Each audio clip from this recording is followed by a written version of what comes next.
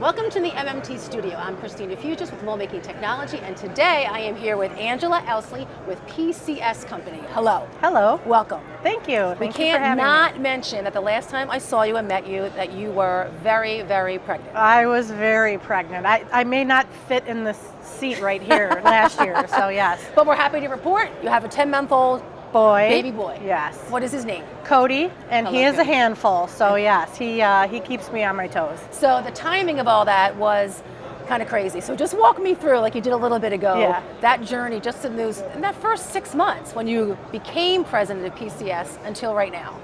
Yeah, so my predecessor was retiring. We talked through it. April 1st was officially, I was made president. May, out on maternity leave. So he was kind enough to kind of stick around, and he was ready to retire, ready to hit the golf course. But of course, he was kind enough to stick around, and then went through a transition period, getting through maternity leave, and officially August 1st, he got to enjoy retirement. I got to take on all his exciting work, and here we are today. Here we are. All right, before we get into that, let's go back a little bit. You are a woman in manufacturing. So a little bit about you. You were in the automotive industry in finance, right? Correct, yep. So I'm imagining that is your official background, is finance. Yes. So how did you make the jump from doing that type of work into PCS Company? So, my background, I was with the company American Axle for a long time, right? Very automotive, very heavy manufacturing. They were huge promoters of getting manufacturing experience, even though you're finance. Okay. So I had a couple stints at plants there, which really helped me the passion for manufacturing just ran deep with me. The minute my first assignment out of college, I went down to Fort Wayne and relocated for a couple years, and I loved it. What about it?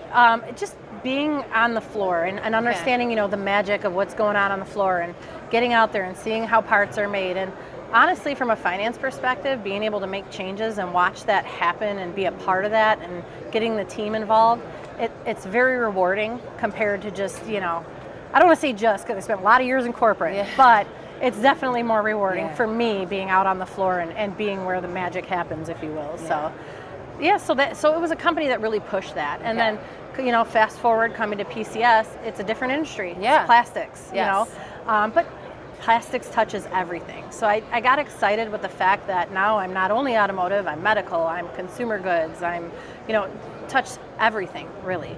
And quite frankly, when I interviewed with the team at PCS, I just was impressed with the team. And well, so tell me about that. What about that entity? What about what their vision is captured you?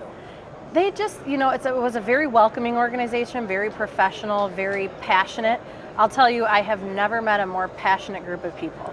The people within PCS are they all are driven to the same vision of growth, doing what's right for the business, and hey, let's take a step back, reevaluate, what can we do different, So the passion that exists there, it's really hard to explain. Okay. But that's a culture thing. It's a culture thing without a doubt, and it's been progressing.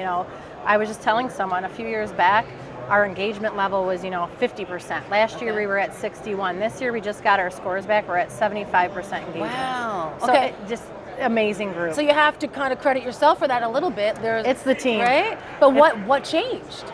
My predecessor definitely planted the seeds. We're watering the seeds, if you will. But we pushed D&I big time. Diversity and inclusion, committees, quarterly, commitments to the community. We actually offer to pay people 8 hours a quarter to go out and volunteer in the community. Wonderful. Okay. So just talk a little bit, bringing these little human aspects back into the business. Yes.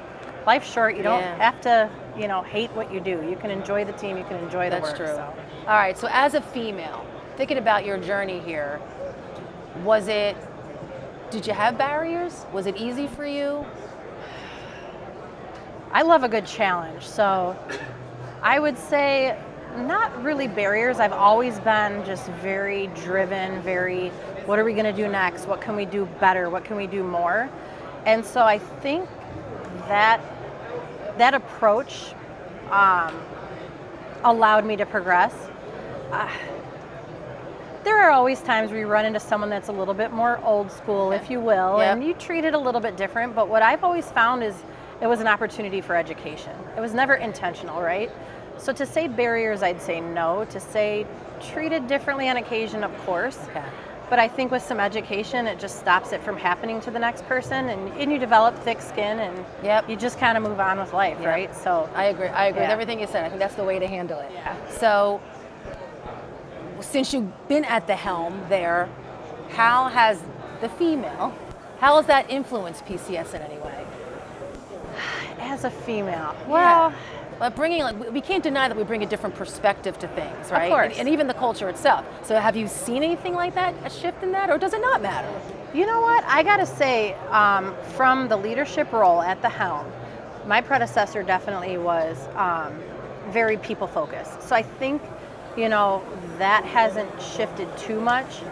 I would say just me as a person, I'm very much want to know the employees. I want to know what's going on. I want to understand what makes your job more difficult and what can we do different.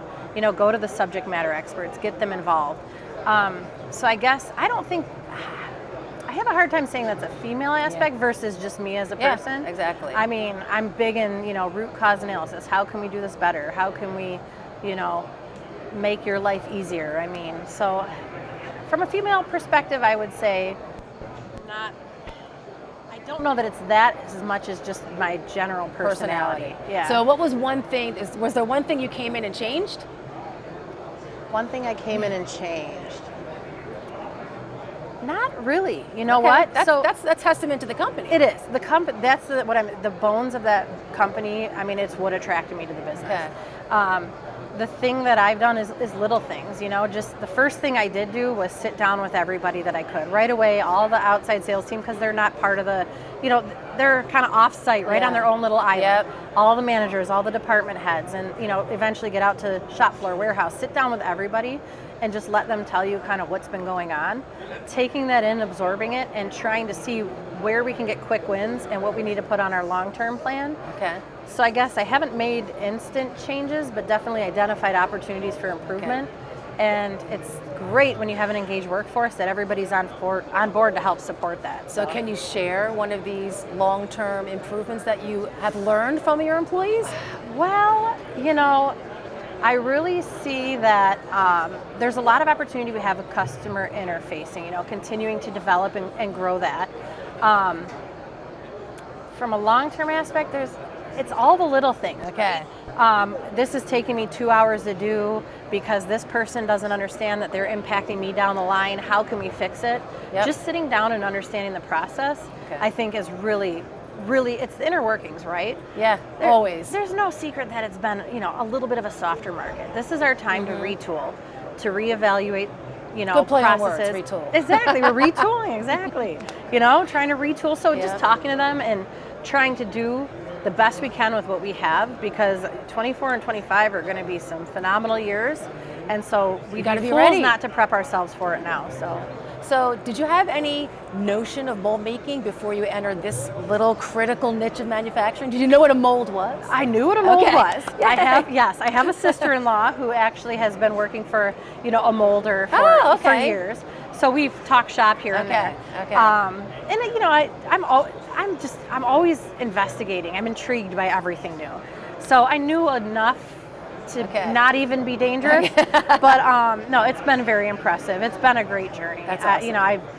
I can't say I have a single regret. You guys have been around supporting this brand forever, it seems. And mold components, mold bases, hot runners, I mean, what you offer has expanded tremendously over the years. But one thing I noticed in the profile that you submitted for this show was we talked about the standard mold-based configurator has proven to be a major innovation. Huge. So can you talk a little bit about what that is, how it works, and why should a mold maker and or a molder care about this? Yeah, so I mean, that's a great application we brought to the market. What you can do as a molder is go in there, design you can choose from 6 different type of standard bases. Go ahead online, design it, figure it out, determine, it'll spit out a quote for you immediately. You instantly know lead time, quote.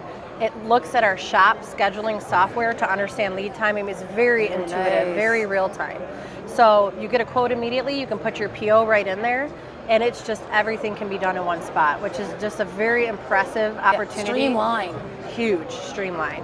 And our customers have loved it. So we're doing the same with our custom components. Okay. Next would be hot runners. Okay. So we're really trying to do this to make the experience for the customer as smooth as we can. And take out the unknowns. And the great thing with even the configurator is you can choose any custom, if you need longer lead pins, whatever you might need, you can even put that into the configurator and take a look at that as well. Oh wow. Yeah, nice. So it's just a great tool. It's all there, it's live, it's all in one application, so it's Did very you by convenient. chance lean on customers to help develop something like that? We did. You always got to survey those customers. Well, it's funny. We say that, and I'm always surprised how many technology developers don't do that. Right. They make it more or less internally and don't really consider what their customers' needs are and expectations. So yep. And even before we do the full launch, we'll have them demo it. Okay. Have we worked out all the kinks? Does this make sense? So yeah, we work really closely with our customer base to make sure that we're, delivering to their expectations. And what they need. So can you talk about a specific trend that you're seeing within the mold making space right now that PCS is, attacking strongly? So one thing is we do, and thank you for the article on hot runners, by the way, because that is an opportunity. That was great. So there's a lot of opportunity there, I think. So we are definitely going to put some more effort behind that. PCS has a great product in poly mold hot runners. Okay. So we are definitely going to try and, bring those to market in a stronger way. We've got more support. We've got another technician we've added to staff, spare parts that we've added. So all these different things we're doing because the voice of the customer, they want technicians, they want spare parts. So we're making sure to bring those all on to really help support that end of the business. Awesome. And then, labor shortage is a real issue. So you're seeing this rise in special mold bases versus standard mold bases because the people, molders, mold makers don't have the support that they need to put all these special, adjustments into the mold base. So that we've seen that as well, the shift more special versus standard. And it still comes back to streamlining, making it easier for them, right? Easier for them. That's your job. Yes, yeah. All right, so to kind of wrap it up, as a woman, I'm going to go back to this again.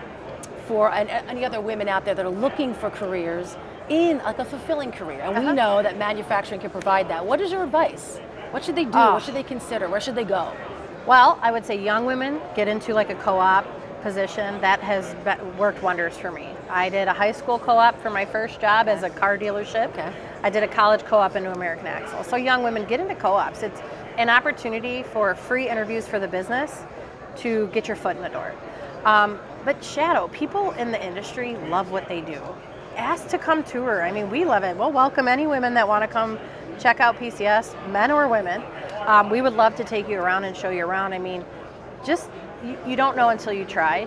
And one thing I've always said is I never want to limit myself. I want to, explore it all, and then you've got all the information to make the best decision possible. So I would just say, if there's any glimmer of interest, explore it, Check it out. See if it's something that, intrigues you. See what can hurt you, right? It's not going to hurt, right? You won't have regrets if you try it, right? All right. Last but not least, as you know, we're celebrating our 25 years. Congratulations. Right, thank you. We keep saying that to us today. But I want to ask you, what excites you the most about the next 25 years in mold making? Oh, geez. You know what? I'm just excited for everything. I mean, they're saying the next couple years are going to be, back to these 2017 levels for automotive, so record. So that's going to be great to help us invest back into the business and catapult on and, going more global. PCS is definitely more of a North America brand, and we love it and we do it well. But you know what? Over the next 25 years, where does our footprint take us? What can we do differently? How can we talk about footprint? How do we leave a little bit less of a footprint when it comes to plastic? Nice segue. Right? Yes. So, I'm anxious to see where it goes. I want to see us, leave less of a plastic footprint in the dirt, but just continuously improve. Always look for a better way to do it, right? All right. Well, thank you, Angela. It was great getting to know you a little bit better. It was so great. Thank you for having me. And for everything mold making, visit moldmakingtechnology.com.